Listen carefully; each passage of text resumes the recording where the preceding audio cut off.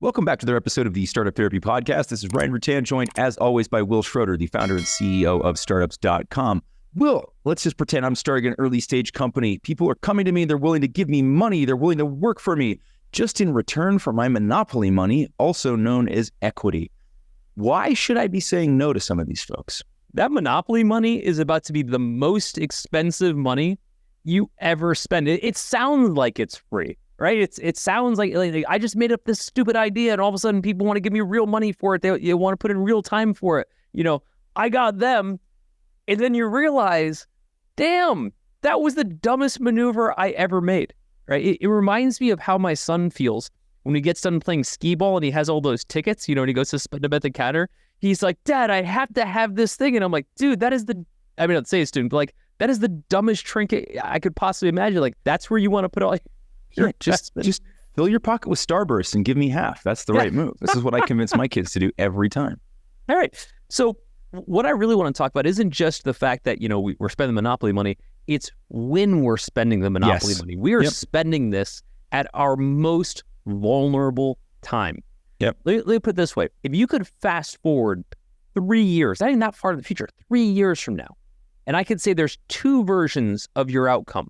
One where you own 22% of your company and one where you own 72% of the company. I'm pretty confident I know which one you would say. Now, some people would say, yeah, but if I gave up more, it's because I got all these resources and it was worth it. Not necessarily. What if it wasn't and you spent that money anyway? That's what I want to talk about. That's exactly it. And I want to hit on the point one more time because you said this really elegantly once. It's the monopoly money, right? The equity. It seems so valueless now. You said something really, really powerful, which was it represents 100% of the future value of your company, right? And so it's always funny to me when you're talking to a founder and they're like, well, look, it's just equity right now. You know, the company's not worth much in one breath. So they're like, I'll spend my equity. In the next breath, they're like, it's going to be worth $150 million in the next 2 years. Like, which one is it, bro?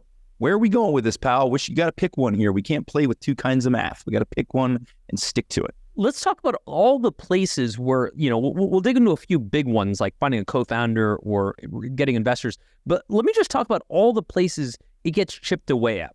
First one I hear about all the time, I have an attorney that's willing to help me out, but he's either going to do deferred comp or take a piece of the company. I have an advisor that's willing to help me out, but they're going to take a piece of the company, right? And we actually feel thankful that they're willing to do that they're willing to take our equity. Now, I've done this so many times, so this isn't me pointing a finger at you foolish founders. I'm talking from experience. Here's what it looked like for me, just so you understand like why I felt so good about it at the time. I've got this idea, and with every idea comes this yearning for validation. Right? We want other people to tell us, yes, it's a good idea. And if they're willing to say, I want to become an advisor, now we are validated. Our securities are addressed, our insecurities are addressed, right? And so we're like, yes, here's 1% of the company, which sounds meaningless in the grand scheme. Wait till you find, you know how many billionaires own 1% of a company? A lot, right? At the time, we feel validated. So we say yes to these decisions. What we do such a poor job of in the early formative stages is understanding how to say no, how to look back and say, that's a terrible decision. I would never do that. Never do that. Yeah. It's so funny, man. That vulnerability is such a big piece of this. I remember back, like, you know, how do you make going over the falls in a barrel less scary? Put somebody else in the barrel with you, right? Like, and that was literally what it was, because it's not like I was hiring like really amazing, highly qualified people. I was grabbing my college classmates, some of whom I had to train to do the job, that I just gave away a piece of my company to entice them to come and do it for. Right? And so it was just about that. It was vulnerability. It was wanting somebody to say like, I believe in what you're doing. And I was willing to pay real money in the form of equity to hear that. Right? It sounds so ludicrous now, but in the moment, it felt like such a good trade, right? It felt like such a positive and powerful thing because nobody else believed in it.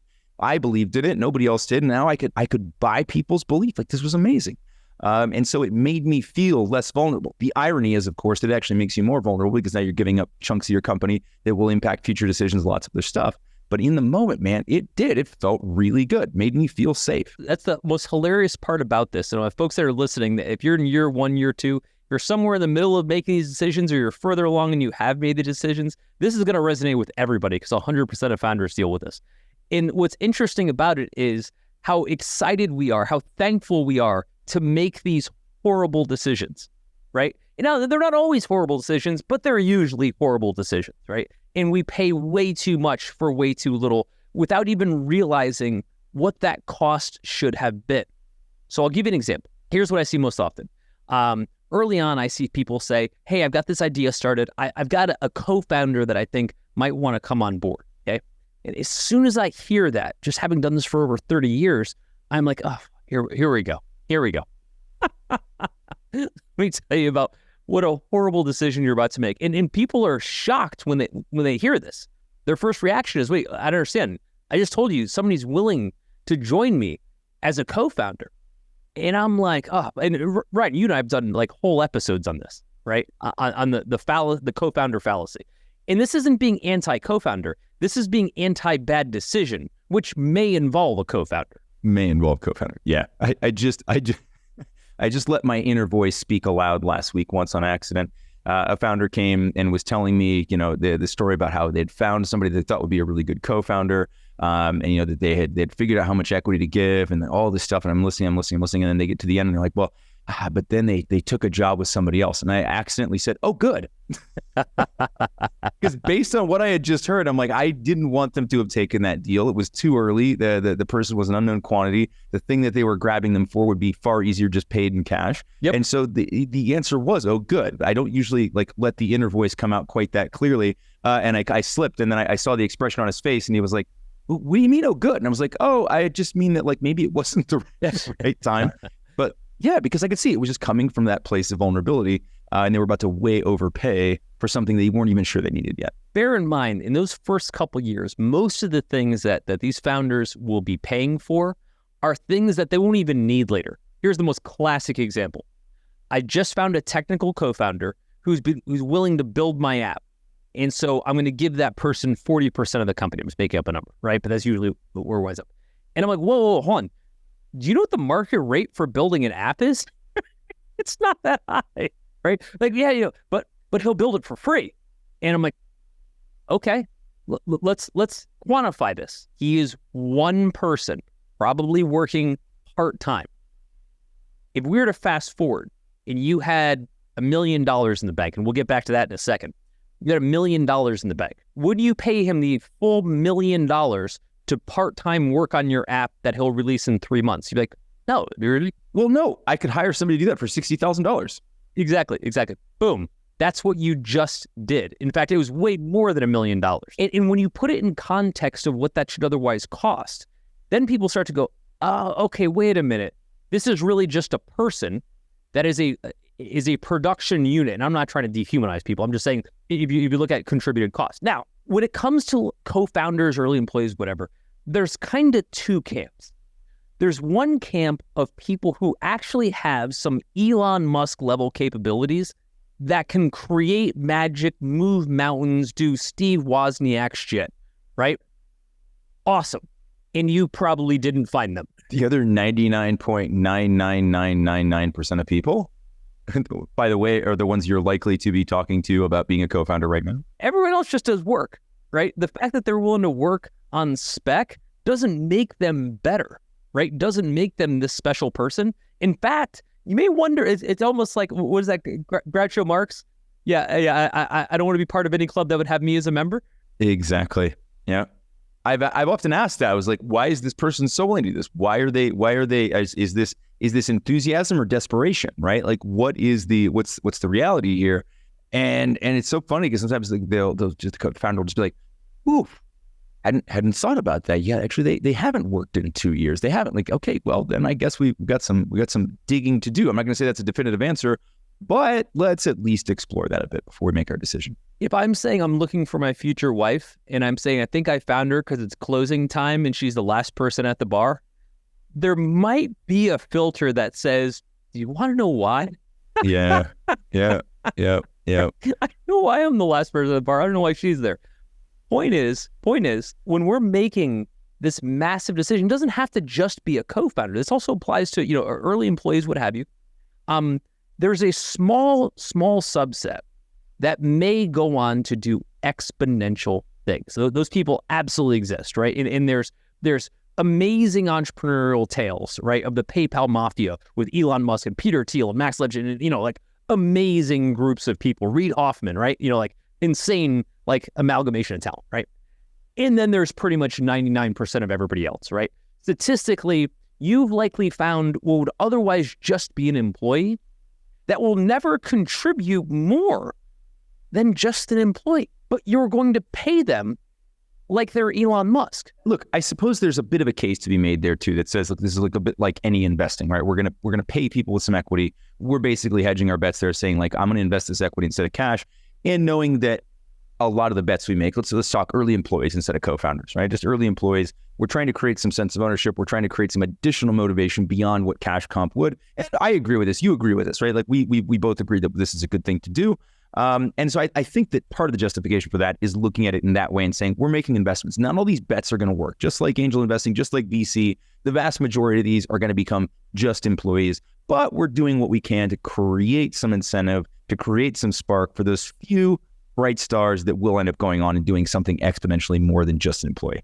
But we have to recognize that's exactly what we're doing. We're making bets. And look, the problem is it's too easy to make the bet. It's too easy to take. You remember we talked about this startup weekend, right? The classic startup weekend. For folks that aren't familiar, awesome program. Startup weekend takes about 100 people. They get together on a Friday. A bunch of them pitch their startup ideas to the room. They kind of self-form ideas, and by Sunday they kind of pitch, Shark Tank style, their company. And often then there's this Monday hangover where they kind of get together and think that they're actually going to start a company and realize that they're just a bunch of strangers that got together at some random event, right? But what I'm saying is, when the people are in front of you, when it feels like someone's willing to commit, you feel compelled to make a horrible decision. And part of you says this, right? All of us, right? They say, well, but I need that resource, right? Cool. Are you sure you have to pay 50% of the company to get it? Well, no, right? I mean, I just, the only way to get them as a co-founder is to give them half. Oh my God, no. Don't worry, I didn't give them half. I kept 51% for myself, right? I'm still in control here. No, you're not. You're clearly, decision-making's out of control. It's funny. I had this conversation in the inverse a few weeks ago where I was talking to a friend of mine who decided to leave a company that she'd been with for some time, take a job at another company, and was really excited about how much equity they were going to give her. And again, my inner voice spoke aloud, but it probably shouldn't have immediately. And they were like, they're going to give me X% of the company. And I just went, why? Right? Because it didn't make any sense, right? For the role they're hiring for, hey, look, she's incredible. She's going to do amazing things with the company, but it didn't make sense. And to me, it was a red flag that says, look, you're betting, this is an early stage company, you're betting on the decision-making power of this co-founding team. This is dealing with a pair of co-founders, maybe three. And I'm like, look, I'd be calling into question, what kind of decisions they're making. If they're about to throw that much at you, what else are they going to, what else are they going to misspend? Again, nothing against her capabilities or what she's about to go do, but it just didn't make any sense. You look at it and you go we've acquired companies for less than that. What are they doing? Why are they giving so much to the cap table for what is like employee 7? Doesn't make any sense. Well, you've got two factors here. The first factor is you're assuming this is the right person. And the second factor is you're assuming that that's what you should pay them, right? So if I hire essentially a co-founder, bring on a co-founder of essentially the wrong person at a massive price, I just paid filet mignon prices for a McRib sandwich. Right? And the problem is I didn't give myself any amount of time to figure out which one just got served to me, right? So what do? Lift the lid on the dish first, then pay the bill. Yeah, exactly. What do? You take your time. You don't start with a co-founder at 50% or 30%. You start with an agreement that says, okay, if we start working together, here are some milestones, here are some deliverables. Here's a timeline that if you're still around, which by the way, most people won't even be around. If you're still around, here are the things that I'll commit to you. Like here's how I'll reward you for that if you stick around, if you do your part. In most cases, it's I'll just give you everything up front and hope that you do your job. Here's what that means in a dollar equivalent. That is the equivalent of saying, I'm going to pay you, new employee that just came here from college, 10 years worth of salary. I'm going to wire it into your bank account right now and hope you show up at work on Monday. That's literally what you just did. That's it. And I think that this is where the confusion comes in, because we're looking at, we're getting this completely backwards in most cases. We are paying 100%, we're using 100% of the future value of the company to pay for something now. And so it feels like that's okay. Well, I'm going to get value now for something that may not be worth anything later. Well, we also don't yet know that they're worth anything now. I don't mean that in a very negative sense, but like we don't know they're going to have the skills. Right? Startups are tough. They're hard for so many reasons. And so we're giving up. We're pretending that like it's not worth anything. So it doesn't matter what I pay for now. But we're also saying, but this is going to be the person that carries us to get us that $150 million or whatever that future valuation that we're all excited about is. And I think we have to sober up a little bit on that math and say, we're spending 100% of the future value of the company. We don't know what that future value will be, but we know what that's a fixed percentage. If it's 10% of the company, if it's 20% of the company, it's 50% of the company, that doesn't change. That's fixed. So if it only becomes a $1 million company, sure, we only gave up $500,000. It becomes a $100 million company, we gave up $50 million, right? We don't know. The thing we really don't know is what the value of that person is going to be today, right? And whether or not that value from today is even going to be valid some years down the line. I know this is something that you really do a nice job of explaining, which is like, we also outgrow these folks in a lot of cases, right? Whatever you think they might be worth now, and even let's assume you're right. Let's assume you get the math right today. We pick the right person for today. Are they also the right person for 6 months, 9 months, 12 months, 5 years, 10 years? IPO? Probably not, maybe. Unlikely, right? In almost every circumstance, right? Here's a perfect way to think about it. You're essentially saying you're marrying your high school sweetheart. You apparently know everything you need to know about how life works. And when you go through the different phases of life, like college, like your 20s, getting married when all your friends are getting married, having kids, career and everything else like that, you're making all those decisions about how things are going to go at the most vulnerable time in your life. When you know the least, you're making the biggest single bet. By the way, how could you possibly get that right?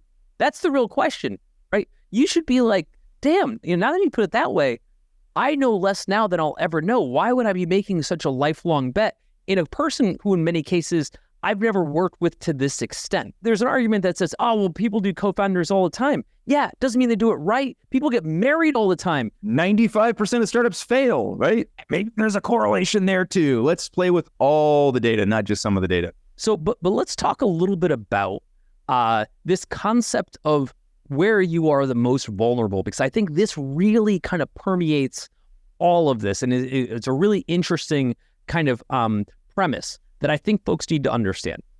Ryan, I'll set it up like this. I'll set it up with a bit of a spectrum. On a scale of 1 to 10 of vulnerability, I'm going to call it the scale of vulnerability.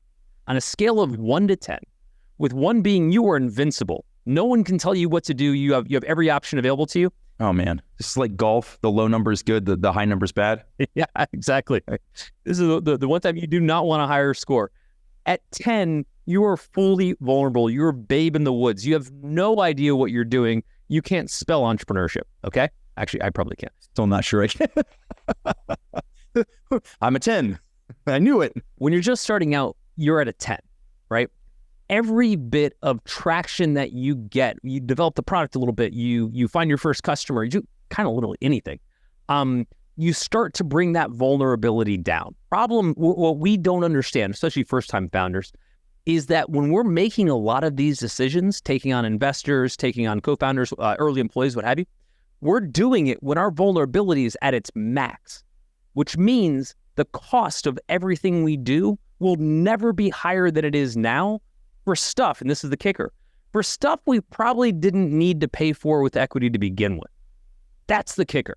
You know, something that's really funny about everything we talk about here is that none of it is new. Everything you're dealing with right now has been done 1,000 times before you, which means the answer already exists, you may just not know it, but that's okay.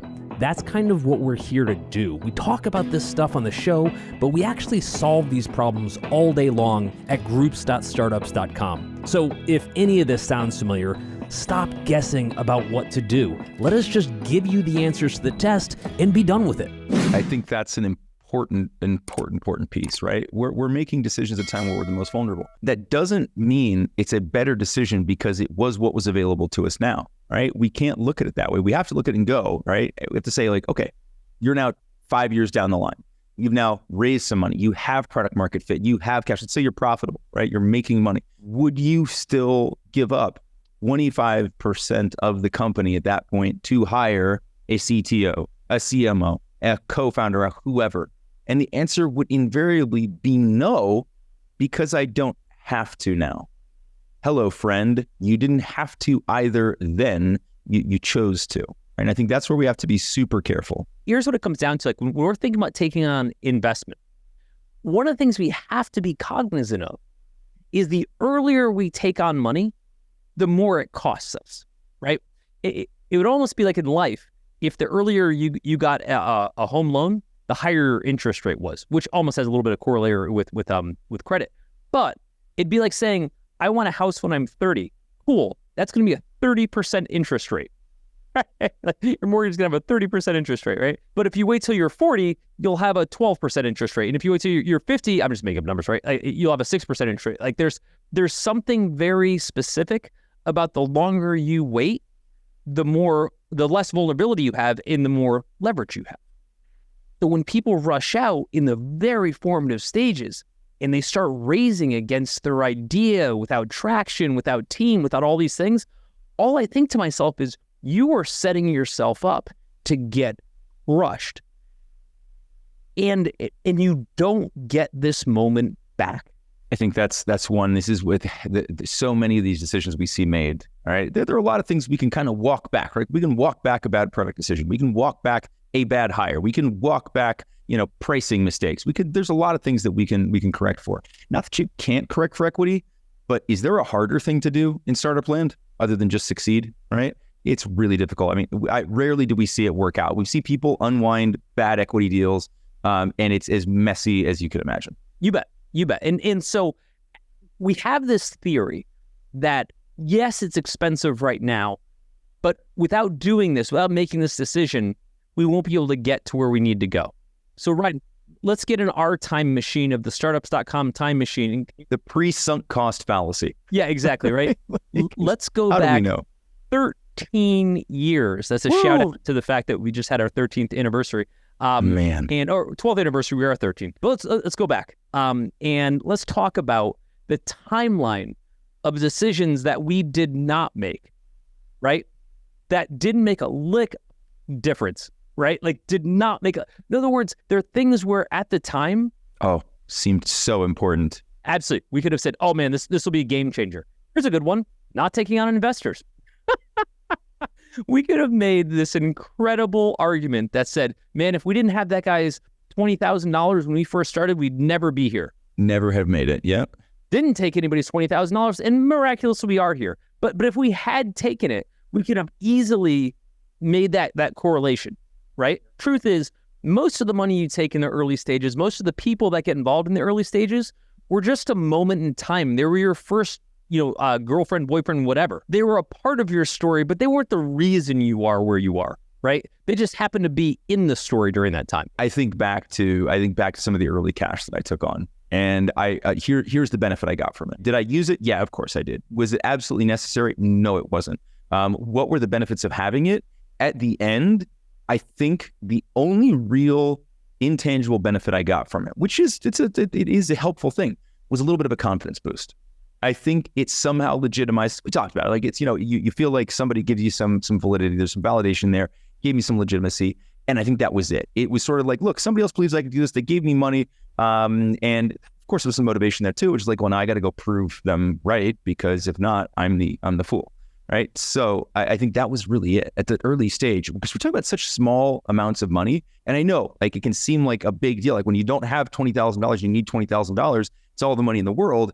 And yet it just, in the grand scheme of things, it's not. And it really isn't going to completely change the game, right? Which you think it will at the time. You're like, we got $20,000. It's going to be game changing.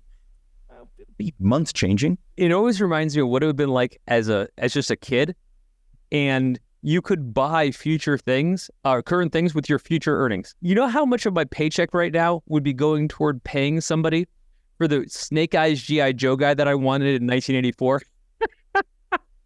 At the time, it was so important. Man, yeah. But how much fun would we have had with the aircraft carrier? I mean, my God. Oh my God, dude. I would, by the time I was 9, I would have sold 90% of my future value. I would have a few sweet toys, but the point is I would go on for life and look back and be like, what the hell was I thinking? Now, none of us are clairvoyant. We don't necessarily know that those are bad decisions. All we're saying is bear in mind that just numerically, based on where we are in the growth of our company, in year 1, in year 2, this is the most expensive money we'll make. So when we go to pay somebody in friggin' equity to develop a logo, right? What are you thinking, right? Again, you just paid part of your future earnings to get a G.I. Joe guy, right? Like in the grand scheme of what you're building, it's absurd. If you think, oh, well, that's really an investment toward the future. It is. That work, the brand building, right, is an investment toward your future. That's not the same as, and I should pay for it for the rest of my life. So let's talk about what all this maps back to. It all maps back to the value of waiting, right? Ryan, if we've done one thing incredibly well at startups.com, we made plenty of our share of mistakes. We've been insanely patient, not by choice. Like we're like naturally impatient. But when push came to shove, we made enough of the right long-term bets that we could basically prevent ourselves from getting in front of ourselves, right? There were things where we were like, hey, we just don't have the cash for that, right? Yes, we could raise money. Yes, we could cut some sort of deal, but we actually don't have the cash, so we're going to have to wait. As a startup, we lived below our means, right? And it's allowed us to be here. And again, we talk about this a lot on the podcast, but through the various competitors that we've had in the various arenas that we've played, and crowdfunding being a great example, they didn't, and they're not, right? They're not still here in most cases. And that's because we took the long view. And look, we made some investments with our equity, but we mostly made them in ourselves, right? We kept the equity within the company. I think this is something really important. We think about investing anything. We want that investment to grow over time, right? When we buy shit with equity, the cost of it, if we do everything right, grows with time instead, right? So that G.I. Joe goes from being a $3 bet today to a $300,000 toy tomorrow. That's where we have to be really careful. It's one of those few things we look at as an investment. We're investing now. We're using our equity to buy things that we need right now. But it's not an investment, right? Every bit of equity that you give away is a divestment, which of course it is, right? And I think we understand that technically. But when we're doing it, that's not what we're looking at. We're like, I'm going to put some poker chips down here, and I'm going to hope I get more poker chips back at the end. That doesn't really work with equity in any case, because the more successful you are with that bet, the more that bet costs you. It grows in direct proportion to your success. Doesn't sound as sweet now, does it? Right, exactly. So look at it this way. That co-founder developer comes on, and he's going to help build a mobile app that he's going to push in 3 months or 6 months, and we give him 25% of the company, which at the time feels reasonable. Play that out. Our first thought is, well, we'd never have the mobile app if not for his contribution. And that could be true. It may not be, but it could be true. Let's assume it is true. Okay. But we basically just said we've paid 25% of our future earnings for life for a 3-month project. In what world could that possibly pay back? And by the way, we're going to rebuild that friggin' app 28 times anyway, right? So no matter what that guy pushed, it wasn't like we're going to monetize it for the rest of our lives, like it was some perennial asset. At best, we paid him for what, by definition, is the crappiest version we'll ever have of our product in a learning exercise to figure out what product we should have built. So we have to think in terms of how expensive these early decisions are. And like we said, you can't get them back. But even more so, like what are those returns?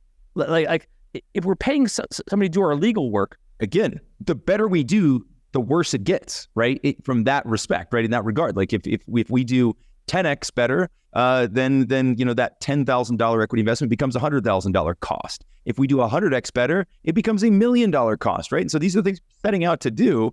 We're trying exactly, and it's so this is where we have to be really careful in just the mindset. I'm like, well, I'm going to invest my equity to do this. Please don't think of it that way. It's not an investment. It is a cost, and it's a cost again where all done right gets bigger and bigger and bigger, right? Sorry, but that's how math works. In almost every case, the answer is wait, right? In almost every case, in the pushback, of course, is, well, if I wait, the app won't get built. It might not get built by that person, right? That doesn't mean no one else will do it, right? I can't begin to tell you the course of my 30 plus years, how many people have come through in my life, right? I've employed and worked with thousands of people over the span of my career. And I can tell you, there's probably a good 50 that were some version of game changing, right? Where like, had that person not made that contribution at that time, I would not have been able to get that level up. But here's what's missing. That's just one piece, right? So that's the developer that came in and built an app, right? Cool. But they didn't do any marketing. Cool. But they didn't do any sales. Cool. But they didn't, there's 20 other things we need to do. The fallacy of thinking one person's contribution is the game changer is just missing the entire thing. Yeah. Well, you know what I never saw? I never saw Michael Jordan play a basketball game 1-on-5. Even if you take the absolute best example of any discipline, their ability to change a game is still very limited. Now, of course, he changed games, right? But to your point, there's a whole system at play there.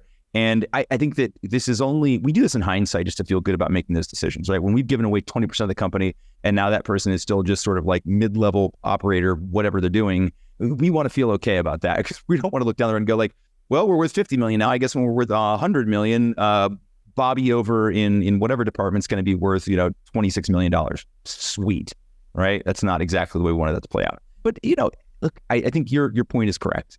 Waiting is very positive here. And I think for a lot of reasons. And like you said, but then the app won't get built. Maybe it can, maybe not by that person, or maybe it doesn't need to be built yet. How often do you and I see people chasing money to build stuff that they haven't fully validated yet? How many fully built products do we see fall flat when it goes to market because there wasn't enough validation done, because there weren't enough of the other pieces in place to make sure that this was going to work, right? To your point, great that app got built. But if we don't know how to market, or if there is a market, or we don't have cash to market, we don't have people, whatever it is that's going to keep us from doing that, what's the value of that thing now? Well, a lot, because you give up equity to build it, but zero because there's no way to leverage that asset against anything else. And one of the things, I know you love this too, is when we get a chance to talk to a founder on the platform and the founder's saying, hey, I'm going to raise $100,000 to build an MVP, et cetera. And we're like, what if I were to tell you actually don't need to do any of that? What if I tell you, you literally just lit money on fire? Yeah, please don't do that. Yeah, right. They're wait, what do you mean? Here's a way you could get the same results next week with a landing page and some Google ads, right? Just to see if you should have even built this. You were just about to give up 10% of my company for the rest of my life on a decision you actually didn't need to spend any money on at all. To find out if there is a company, right? You were gonna bet 10% of a company to find out if there is a company. It doesn't make any sense, right? Logically, we can look at that and go, yeah, I wouldn't do that. And yet founders do this day in, day out. And again, then once you've figured out that that company's there and you don't need to go and do that to build your MVP, guess what? Now you've got $100,000 to go do something far more meaningful with, right? Hire the person you were about to give a bunch of money for equity, right? Instead. So, man, it's complicated. You touched on this before too. Almost every one of those resources that you're going to give up equity for is not a perennial payback either. In other words, if I take on $1 million from a seed investor and I give up 25% of the company, once the $1 million is gone, they don't keep giving me money, but they keep having 25% of the company, right?